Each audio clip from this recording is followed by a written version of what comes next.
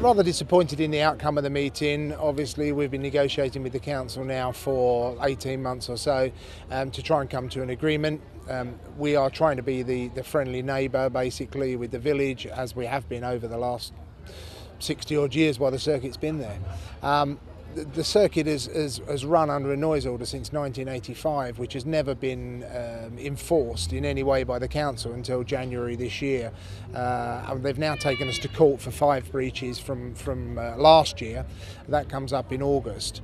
But rather disappointed by the move tonight, where they've passed the Chief Executive's report that is suggesting that we can only operate for 92 days a year, which, you tell me another business that can operate on less than a third of the year and make a viable business.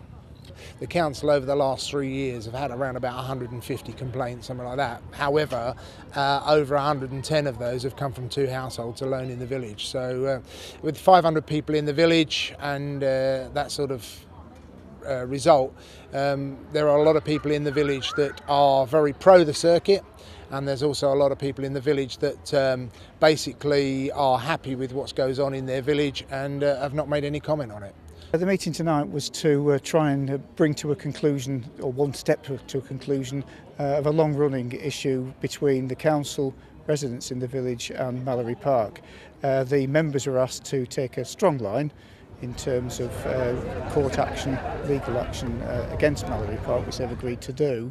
But they also wanted to temper that with introducing further discussions with Mallory, perhaps with an independent arbitrator, to try and ensure that we actually get to the next step, and that next step will be to try and get to an arrangement with Mallory Park that's acceptable to them, that enables them to continue to operate, but is also acceptable to people in the village who've suffered a good deal of noise nuisance over the past couple of years.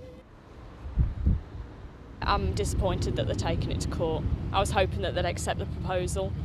I've lived in the village for 18 years. I have absolutely no problem with the noise. You can't hear it. Most people are at work Monday to Friday, 9 till 5. I work shift work and it's never been a problem for me. If anything, it's got quieter in the past couple of years, not noisier, so I don't see where these complaints are coming from. Waste of time. Why? Well, we couldn't put any opinion to it. It was a fait accompli. They decided what they were going to do. We sat watching it on telly. Silly. It's quite interesting, actually, and I was just reading just this evening through the council's report, and it says for over 20 years following the introduction of the 1985 notices, residents and track operators lived together in some harmony. It goes on to say, over 15 years prior to August 2011, the number of noise complaints totaled 8 over 15 years.